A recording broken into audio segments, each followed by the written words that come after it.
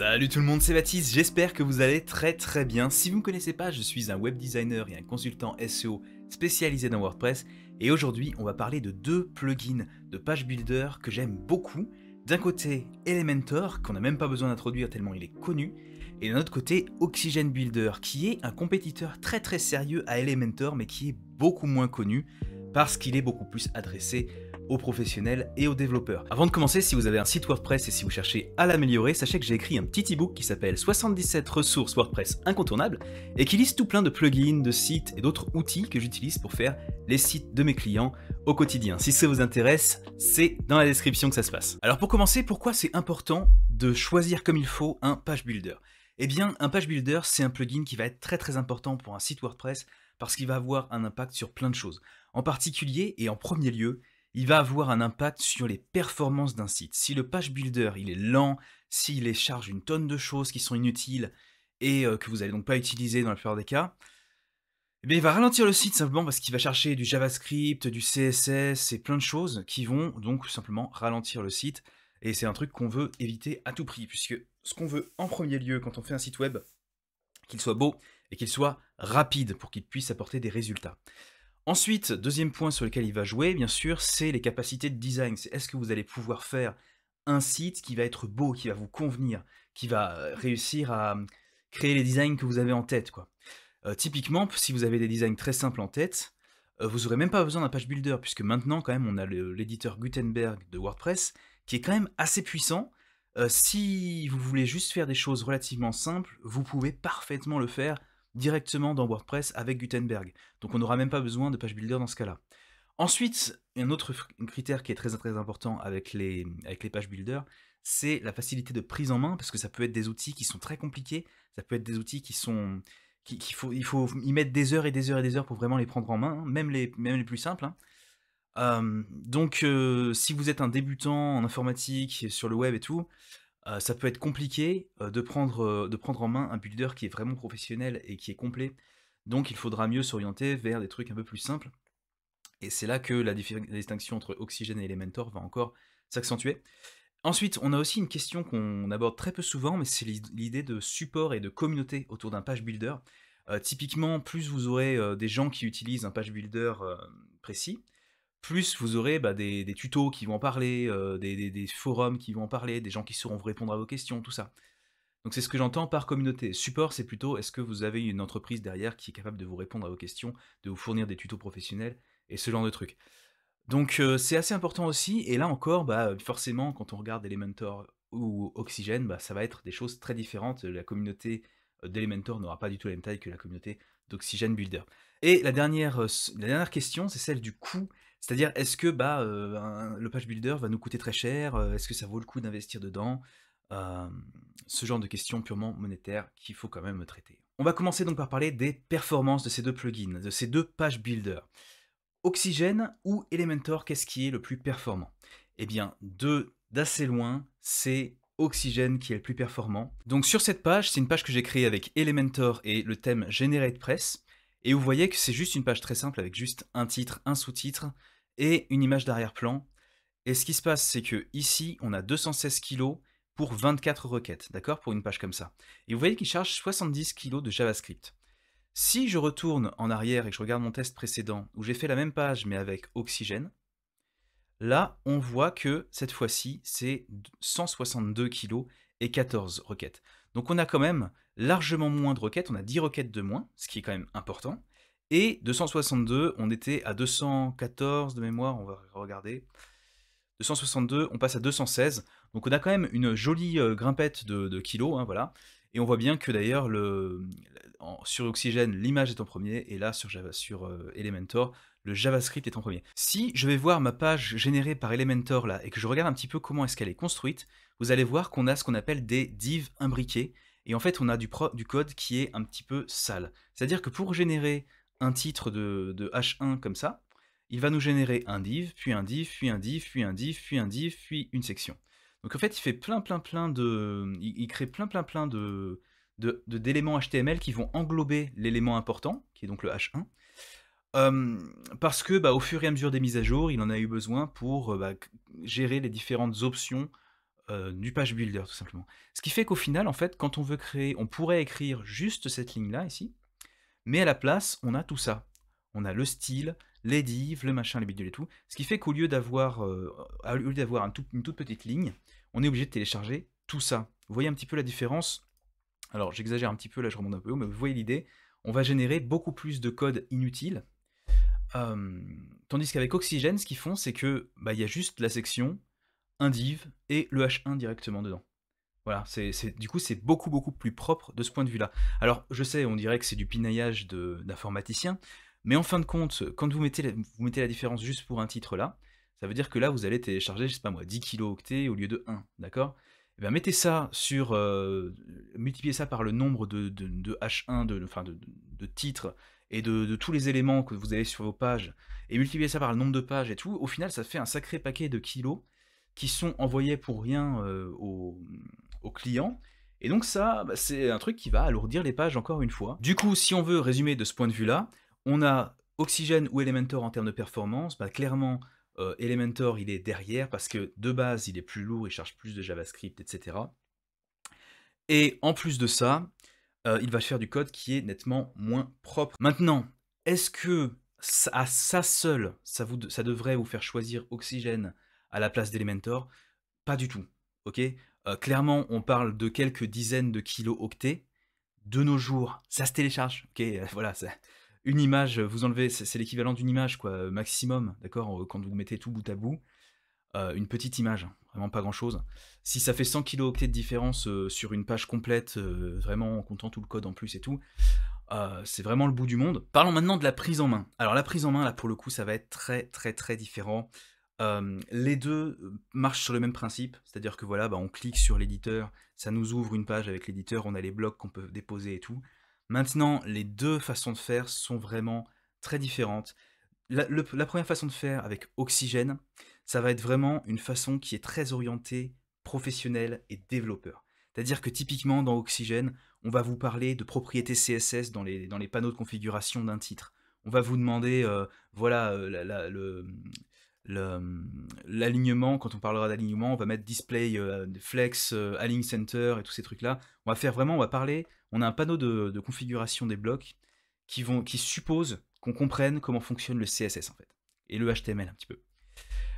Et d'ailleurs, on a plein d'options de ce point de vue-là. On a la capacité dans Oxygène, c'est un truc de fou, d'injecter du PHP directement dans les pages qu'on fait. Mais tout ça, ça a un prix. C'est-à-dire que pour créer une page avec Oxygène, si on ne connaît pas le CSS, ça va être le bazar. On va se dire, mais qu'est-ce que c'est ça, Flex? Qu'est-ce que c'est ça, Display Box Block? Ça va vous allez être complètement perdu et ça va pas aider du tout. D'un autre côté, si vous allez voir du côté d'Elementor, Elementor, ils ont fait pile l'inverse. Ils se sont dit, bon, on va supposer que les gens, ils connaissent pas le HTML, ils connaissent pas le CSS, ils connaissent rien, et on va essayer d'utiliser des termes français pour essayer de faire comprendre les trucs. Donc on va pouvoir faire des trucs sympas, du genre de glisser, déposer, toutes les options, ils vont essayer de faire du français, même si parfois j'ai l'impression qu'au fur et à mesure des mises à jour, ça s'est quand même complexifié assez fort. Et du coup, bah, on va se retrouver avec un système qui est bien plus adapté aux débutants et aux non-professionnels, à ceux qui ne connaissent pas du tout le langage informatique du web. Donc voilà, pour moi, en termes de prise en main, Elementor gagne. Ensuite, la grosse question, c'est bon, ok, est-ce que c'est facile à prendre en main? Est-ce que c'est rapide? Maintenant, c'est est-ce que je peux faire les designs que je veux avec? Bon, alors là-dessus, c'est très biaisé. Les deux permettent, les Elementor comme Oxygène, permettent de faire des designs ultra avancés. Ok, c'est vraiment, ça permet de faire des beaux designs, des trucs vraiment bien faits, des designs de haut niveau, d'accord?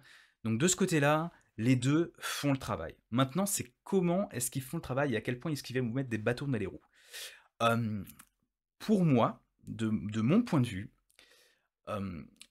parce que je connais le CSS et parce que je connais le développement, Oxygène me permet d'avoir des outils mais bien plus puissants, je trouve, pour faire les designs que je veux. Je dirais que là-dessus, les deux se valent, mais c'est une question de pratique aussi, c'est une question de avec quoi est-ce qu'on se sent à l'aise. Et je dirais quand même que si vous êtes à l'aise en CSS, je pousserais plus du côté d'Oxygène, encore une fois. Ok, parlons un petit peu de la communauté maintenant. Là, il n'y a vraiment pas de débat. Je vais quand même en parler un petit peu parce que c'est intéressant. Donc, ce qui est intéressant dans une communauté, quand on va sur un page builder ou sur n'importe quel gros plugin important pour un site web, c'est de regarder, bon, est-ce qu'il y a une communauté derrière active, est-ce qu'il y a du monde qui travaille dessus, est-ce que le projet il est complètement en berne aussi, hein, parce qu'il faut que le truc il tienne pendant quelques années quand même, sans ça on va pas s'embêter à l'apprendre et tout. Bon, alors là pour Elementor, clairement la communauté elle est incroyable. Il y a énormément de tutoriels, il y a énormément de monde qui recherche, il y a énormément de créateurs de contenu qui travaillent là-dessus. Donc il y a des forums, il y a des groupes Facebook, enfin, c'est vraiment, il y a beaucoup de communautés là-dessus, donc vous serez jamais complètement à l'abandon dans Elementor. Ça n'existe pas, c'est juste pas possible. À partir du moment où vous cherchez une réponse, vous osez aller communiquer avec les gens, poser des questions, il y aura toujours quelqu'un pour vous répondre avec Elementor. Oxygène, c'est un peu plus compliqué. Parce que Oxygène Builder, c'est vraiment l'outsider des pages builders, si vous voulez. Alors ça fait longtemps qu'il est là, hein. Il est parti pour durer, parce que c'est une petite boîte qui tient ça marche très bien quand même. En général, les professionnels qui passent sur Oxygène, comme moi, ils ont du mal à s'en passer après, et donc ils restent dessus. Et il y a une communauté qui est très active. Voilà, donc elle est beaucoup plus petite, mais il y a beaucoup d'entraide, il y a quand même beaucoup de... Il se passe des choses quoi, dans la communauté Oxygène, donc il y a quand même quelque chose. Mais si vous êtes vraiment un débutant total et que vous allez devoir poser des questions toutes les 3 minutes, dans ce cas-là, moi je partirais plutôt sur du Elementor, parce que bah déjà c'est plus simple à prendre en main comme on l'a vu avant, hein, mais en plus vous aurez une plus grande communauté pour apprendre et vous trouverez plus facilement des tutos, vous trouverez plus facilement des trucs. Ah, je sais pas mentionner aussi, mais la communauté française d'Oxygène Builder est vraiment très petite, elle est vraiment restreinte. Donc la plupart des tutoriels et tout ça, et des forums et tout ce machin, vous trouvez ça en anglais. Donc si vous parlez pas anglais, laissez tomber. Elementor direct, c'est même pas une question. Voilà, donc ça c'est pour la communauté. Ensuite, on va parler du coût. Voici donc les tarifs d'Elementor. Vous voyez que ça commence à 49 $ par an. Alors, c'est pas beaucoup, tout va bien. Par contre, quand on est une agence comme moi, bah, assez vite, ça revient relativement cher, hein, par an, si vous voulez maintenir beaucoup de sites internet de ce côté-là. Donc pour moi, clairement, si vous êtes sur Elementor, déjà, restez pas sur la version gratuite. Prenez la version pro. Ça vaut le coup de payer 49 €. 49 $ par an, il n'y a pas de souci de ce côté-là. Maintenant, comme je vous le disais tout à l'heure, moi j'aime pas payer, vraiment si je peux ne pas payer à l'année, je préfère, vraiment de loin. Et c'est là que Oxygène rentre en jeu. Oxygène est plus cher, d'accord, donc là typiquement le plan de base, il est à 129 €, ok, mais, et c'est pas depuis hier, d'accord, ça fait des années que c'est une seule fois, ok, c'est un paiement en une seule fois. Ensuite, vous possédez la licence, et même les changements qu'ils ont fait derrière et tout, donc c'est ce changement-là, tiens, typiquement, il y a peut-être un an ou quoi, ils ont ajouté une bibliothèque d'éléments qu'ils ont appelé les éléments composites, qui sont en fait des éléments réalisés à partir d'autres éléments de base. Donc vous mettez un titre, un truc, un machin, et hop, ça fait un élément composite. Ils ont fait une bibliothèque de ça, et moi je l'ai eu gratuitement, parce que j'avais acheté, je sais plus lequel, celui-là je crois, à Jancy, il y a quelques années. Et du coup, bah, j'ai eu ils m'ont automatiquement mis ce truc-là gratuitement. Voilà, j'ai pas payé plus pour ça. J'ai pas eu à être refacturé pour ça. Donc c'est vraiment, je trouve qu'ils sont pas agressifs dans leur monétisation et qu'ils font du bon boulot, quoi. Voilà, c'est tout.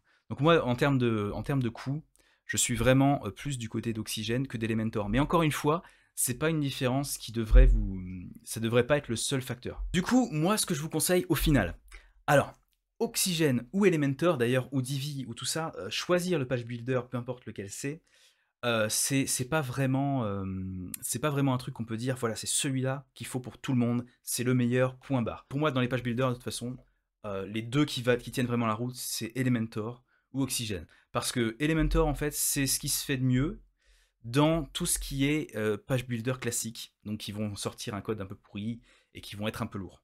D'accord? Mais qui vont être bien à prendre en main. Parce que, en fait, tous les page builders font ça, sauf Oxygène. Grosso modo. Du coup, Elementor, pour moi, il faut le prendre si vous débutez et que vous voulez pouvoir prendre un truc en main facilement et que vous voulez pouvoir regarder plein de tutoriels dessus et avoir une communauté dessus. Voilà. Clairement, c'est ça. Et si après, ça vous dérange pas d'avoir peut-être un site qui soit un peu moins optimisé, mais qui peut quand même être optimisé pour être très rapide. Et si ça vous dérange pas aussi de payer chaque année. Il y en a que ça dérange. Moi, par exemple, ça me dérange un peu. J'avoue que je suis un peu radin là-dessus. Ok, pour ce qui est de Oxygène, Oxygène, c'est pour vous si vous avez le profil inverse. C'est-à-dire que au lieu d'être un débutant, bah, vous êtes un utilisateur de WordPress qui est déjà confirmé. Vous avez peut-être déjà utilisé un autre page builder avant, donc vous avez un petit peu des bazounettes de comment ça fonctionne. Et surtout, vous cherchez absolument de la performance et vous comprenez les bases au moins du CSS, ou alors vous êtes motivé pour essayer de les apprendre. Vous l'aurez compris, il n'y a pas de réponse bien tranchée, il y a simplement différents profils pour différents page builders. Je suis assez curieux de voir ce que vous en pensez. Est-ce que vous avez déjà essayé Oxygène? Est-ce que vous avez déjà essayé Elementor? Qu'est-ce que vous en avez pensé? Laissez-moi toutes les réponses comme ça en commentaire. N'hésitez pas aussi à me poser vos questions si vous voulez que je vous donne des conseils peut-être sur ces sujets-là. En tout cas, merci d'avoir regardé cette vidéo jusqu'au bout. J'espère qu'elle vous a plu. Si c'est le cas, n'hésitez pas à laisser un petit pouce bleu et à vous abonner. Ça fait toujours très plaisir. Moi, je vous dis à bientôt pour plus de vidéos sur WordPress et surtout, continuez à travailler sur votre site. Je vous dis à bientôt. Bye.